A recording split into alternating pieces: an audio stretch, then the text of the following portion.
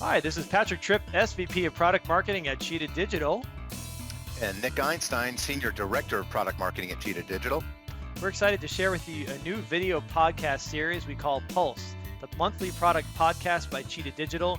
We'll have a various set of topics from industry topics like machine learning and personalization and real time. We'll bring in expert speakers from across Cheetah and externally in the industry around our product and innovation. And the first topic for our first episode will be customer data platform. Yep, a big, meaty topic. Looking forward to digging in. A hot topic, white hot in terms of market growth, and we're forecasting, we'll share the numbers, but also some confusion in the marketplace. So looking forward to digging in with you soon.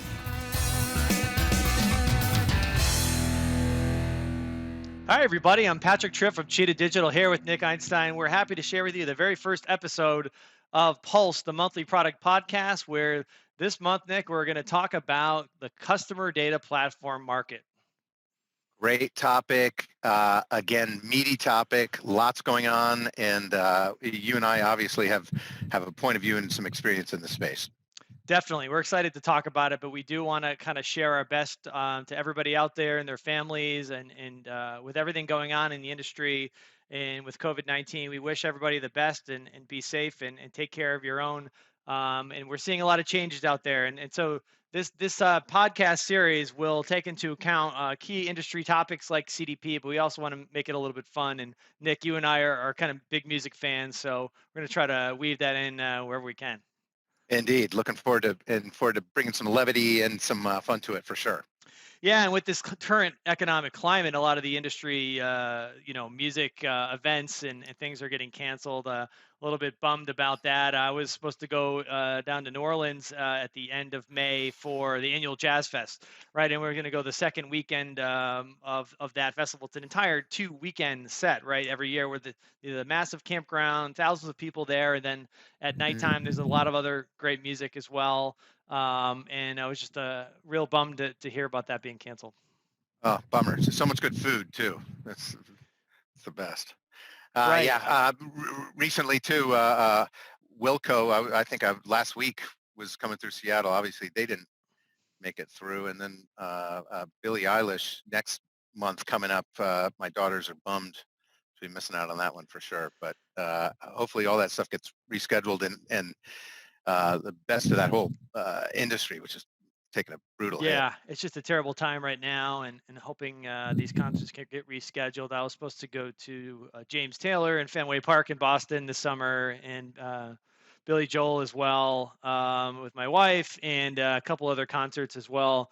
But we'll see how that goes. Those aren't technically canceled yet, but with everything, with the sports events and from hockey and MLB being pushed out and basketball being canceled, it's just it's a big question mark right now. So all we can really do is just hunker down and just talk about the industry and see what we can make out of it. Yep, for sure, and yeah, and hopefully, bring some value to the table through forums like this for sure. Definitely. So let's dig into this customer data platform market. Nick, you and I have kind of lived in and around this space for a while. I worked at a number of vendors in this space. Nick, you were following the space as an analyst for a long time. I think it's still ripe. I think it's still growing. I think it's still emerging. It certainly has a long way to go. And I don't know if you have any take on this market. Are we dealing with a realistic space here, this customer data platform space, with all the players that are claiming to Sure. be, right? It's like So that's the the next thing, right? rising Too. of the Brinker chart, for example. So much confusion, in the space. And in fact, when I was covering it, as you referenced, I wrote a couple buyer's guides. I think maybe the first official CDP buyer's guide. Um, uh, when we first reported on it, 52% of marketers said they had a CDP already. 52% of marketers did not have a CDP for sure, Right. but they didn't even know, they didn't know what they had. They knew they had problems with data, and they knew they had problems making that data actionable for marketers. And so I think that's, really what it's about. And so, it's why the CDP market is so hot. And I think why, we're excited about it and have been, for some time. Yeah, we've done some research here at Cheetah Digital to talk about the growth of the sector of the customer data platform market. And our estimates based on bottoms up vendor analysis show that the market is growing on a compound annual growth basis at over 25% and over 700 million in total vendor revenues in 2019 and growing at a good clip again, about 25% in peaking around 2.7 billion by 2025. So I think this market is here to stay. It's certainly going to be ripe with consolidation and transformation of some of these vendors. But I think if you look at across a lot of these sectors, right, cross-channel, mobile, loyalty, real-time, acquisition, or even services, this is one of the bright spots in the industry.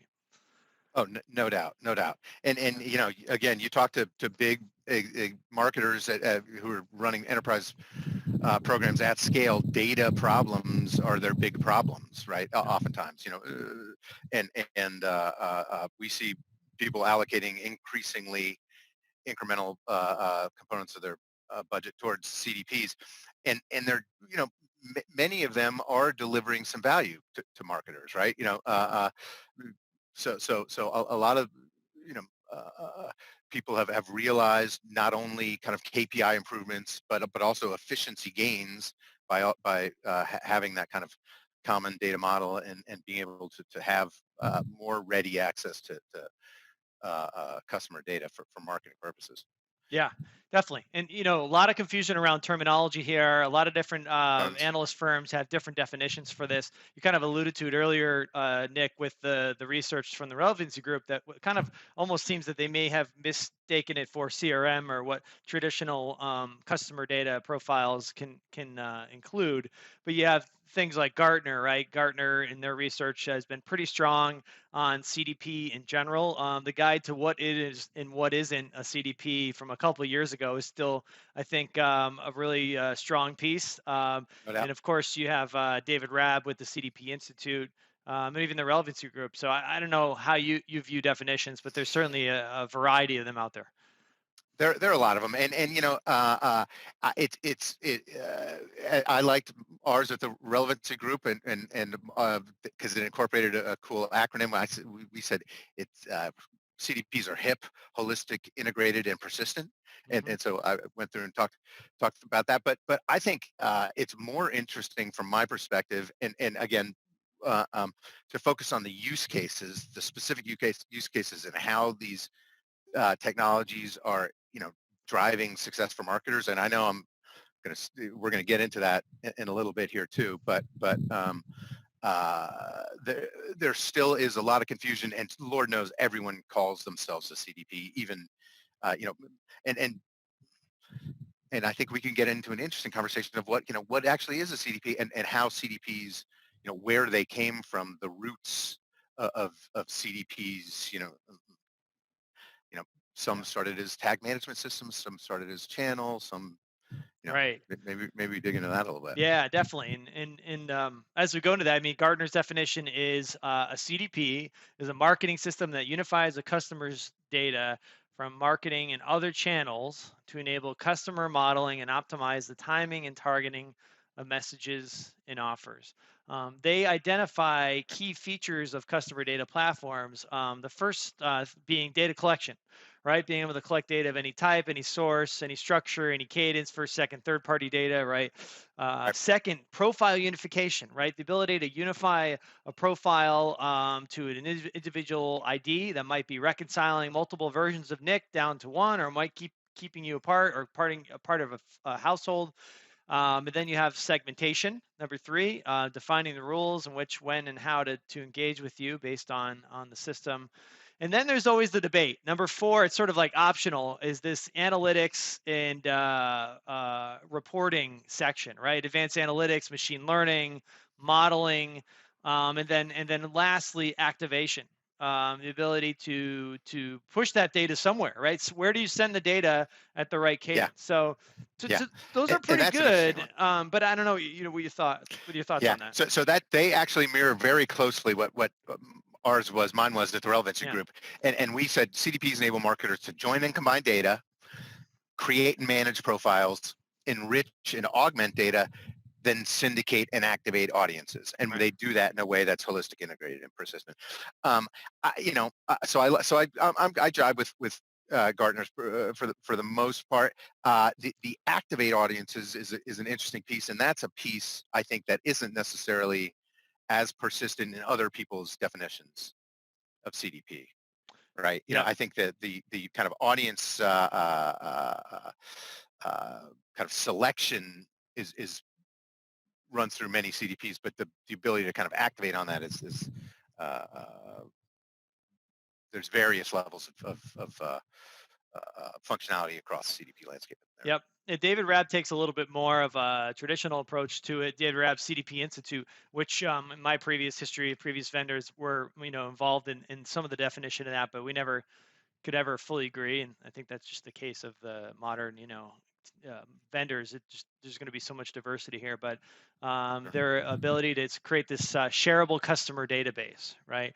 And their real CDP is, needs to ingest data from any source, capture full detail of ingested data, store ingested data indefinitely, subject to privacy constraints, create unified profiles of identified individuals, and then share data with any system that needs it. So similar to Gartner, I think there's some similarities and synergies there. But David Rabb does use this terminology of a customer database. I think he uses that term loosely, but some vendors would argue that it's not a database. Yep. Yeah. Yeah. And then in fact it's right, informing and working alongside. But I hear you, and I tell you there are several other many marketers, as the data indicate, around 52% say they have a CDP, and certainly not 52%. Many people are thinking a data lake is a CDP, and or their existing CRM is a customer data platform in some respects, but yeah. Yeah, it's true. Data lakes, it's sort of where data goes to die, right, or to drown. And That's many right. That's what we organizations do hear. have a data lake, and that was the sort of 1.0 approach to this many years, and still continues to be. Just what have found in my recent years is that organizations put together this dumping ground where they exhaust their data into this swamp, right, and it's very difficult to pull it out actually and use it, especially quickly, right? If it's one thing to say we might want to pull a batch that takes us a few days to reconcile and clean, but it's another to say we want to be able to pull that out of the lake and use it to like fire a relevant offer to somebody on a web page within a couple milliseconds, right?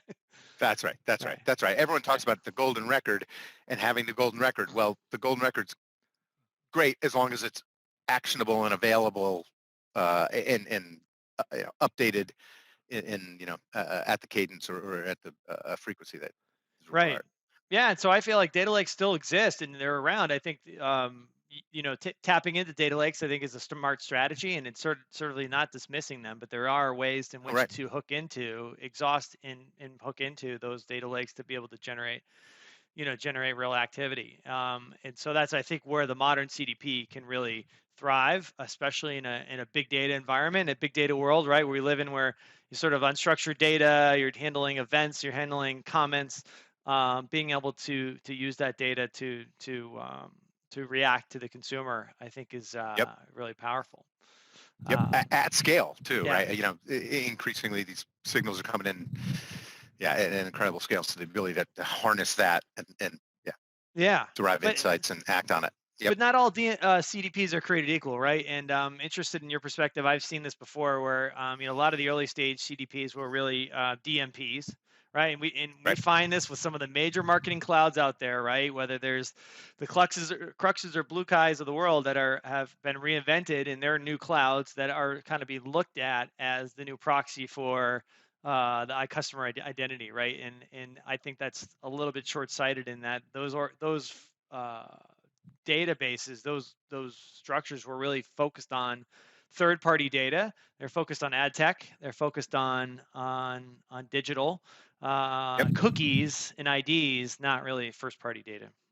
Nope, absolutely, absolutely. And I tell you, when we at the back in the day when we started looking at Yeah. CDPs, originally we were looking at DMPs and looking at mostly how technology to leverage those third-party data sources, and quickly realized that uh, um, that's not the technology that marketers need to be leveraging their first-party data assets, which are actually the assets nowadays that are more critically important than ever due to cookie apocalypse, yada Yeah, yada. But privacy concerns and the like. You know, and third party data to is not dead, I don't think, and serves a role. I think we were talking about that earlier, Patrick, yeah, and the ability to efficiently integrate that into a marketing program is important. Yeah, the CDP landscape, they came, the roots of CDPs came from tag management systems, some from channel, some traditional database companies. Again, the interesting piece is how they attack kind of marketing use cases, and I think there is a lot of variance definitely. in how they do it. Yeah, and I think it's naive to think that you can only use third-party data for this, or you can only use first-party data for this. And what we talk about at Cheetah is this concept of zero-party data. And if you watch Thinking Caps, which is another series of podcasts we do, you'll hear a Please lot do. about that and sort of the Yep. the the, the new way of thinking about consumer-based permissioning of data. But I think it's really a world where you need to be able to incorporate first, second, and third-party data, but you have to do it in privacy-compliant ways. You got to be super transparent about it and clear about how it's being collected and use it for good, right? Use it for good, not for creepiness, and use it for value exchange in which you can generate more, interest for brands. So that's something that we hear about quite a bit. But there's a lot of other elements. You get into the concept of the CDP and really beyond CRM, you talk about topics like data quality.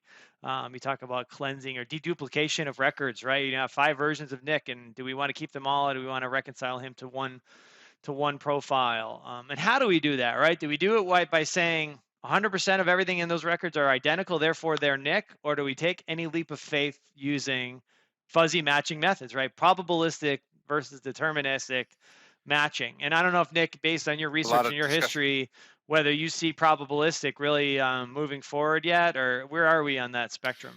Yeah, so that's an interesting topic, and again, a lot of variance into how vendors support probabilistic and deterministic identity matching, and how marketers at the enterprise level are adopting and leveraging it, because there are some strong feelings both ways.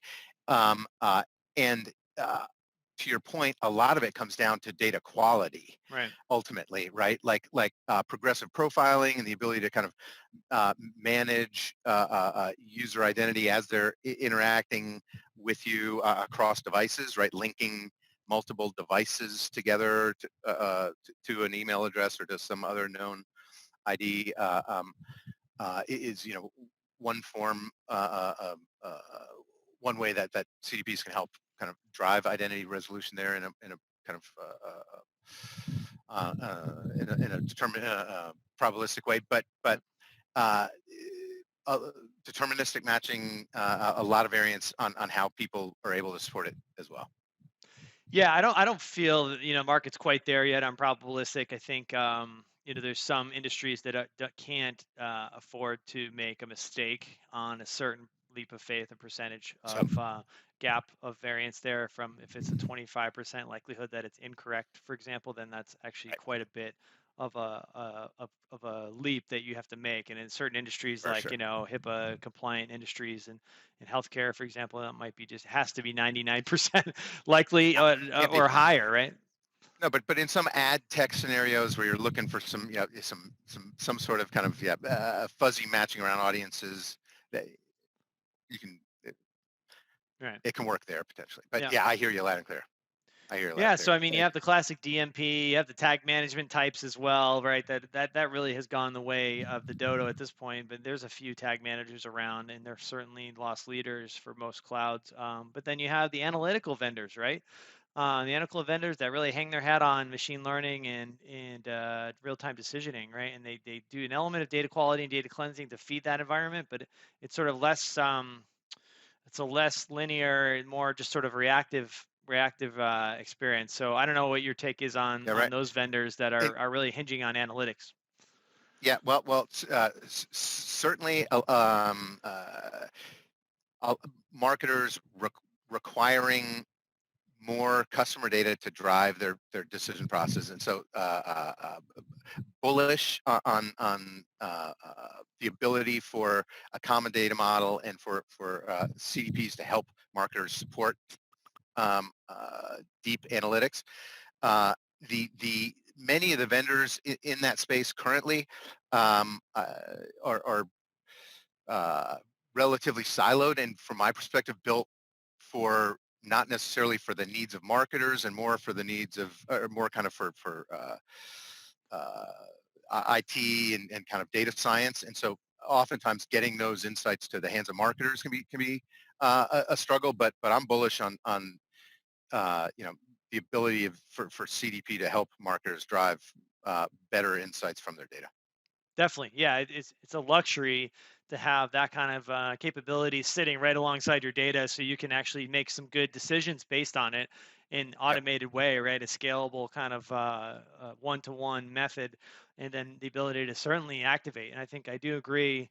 And I've kind of pendulum has swung for me in the past on activation, and you hear about systems of insight and systems of engagement from Forrester, right? But I think a native ability to activate or send that data somewhere where it needs to go super fast, right when it has to, I think is another real luxury. It's a real important thing to have right there natively within a CDP. Yep. And Yeah, bidirectionally, the ability to right drive insight and then activate based on it. So yeah. yeah. So I think this market is still ripe for reinvention. I think there's a lot going on. There's a lot of vendors in the space. You can only look at the CDP Institute to see that almost on every daily basis, you'll see new vendors being added that I hadn't even seen before.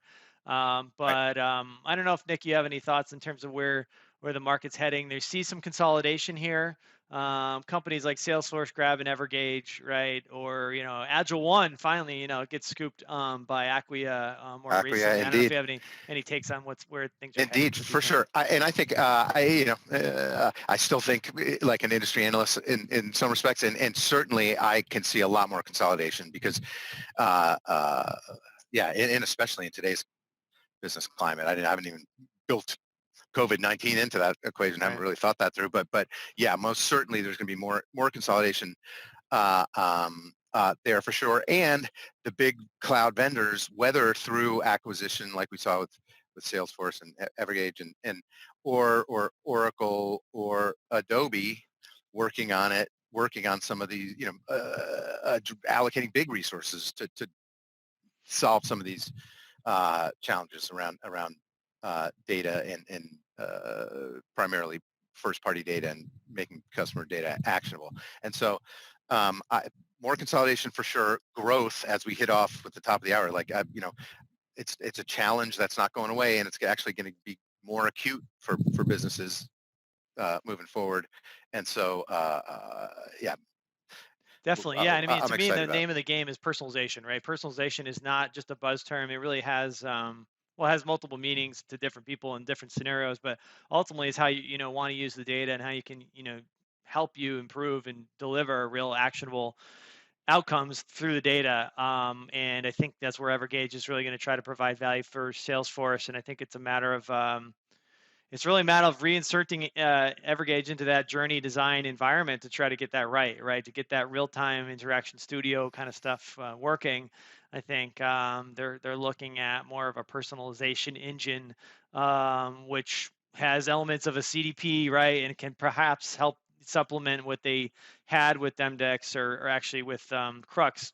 Uh, and not Demdex, but in really kind of refining that. And then in terms of Agile One, I don't know if you have any thoughts there. I mean, that's a really interesting play between web content and CDP and campaign oriented marketing. Yep. No, right. And for sure. And again, the ability to take action in near real time and impact customers as they're going through your order path or through a website is critical. And great technology there and good folks too. It's wish them nothing but the best. Right. Yeah. So there'll be a lot of changes like this. We'll see more of this evolving. Really complex space, really interesting. I think it's going to be valuable to those smaller companies out there that are looking to help, aggregate their data and get more action out of that. But then certainly enterprise organizations that are trying to consolidate and get a better multi-step, multi-faceted view of their customer across all different channels and touch points, then this will become a core component of that view, and that's certainly something we believe in as well at Cheetah. And so we look forward to talking more on this series as we roll more of these episodes forward.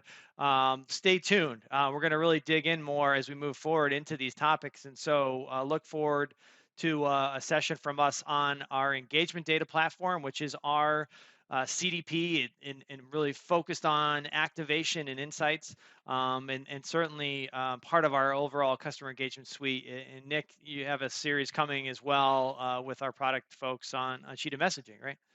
Yep, for sure, for sure. And looking forward to digging into that. Cheetah messaging, as many of you viewers may well know, is a very solid enterprise messaging solution, but with the EDP fueling that, it's some very exciting stuff we've been bringing to market. And so, yeah, it's like to be digging into that. Yeah, absolutely. So it's all about, bringing data in, generating insights, and being able to activate the results across the entire customer lifecycle. And that's what we're all about at Cheetah Digital. So we encourage you to like our podcast and follow us as we go along here. We'll be shipping more episodes to you very soon. And Nick, it's been a lot of fun talking with you, and I look forward to doing more of these. So thank you all for watching, and we'll see you soon. Absolutely. Rock and roll. Cheers.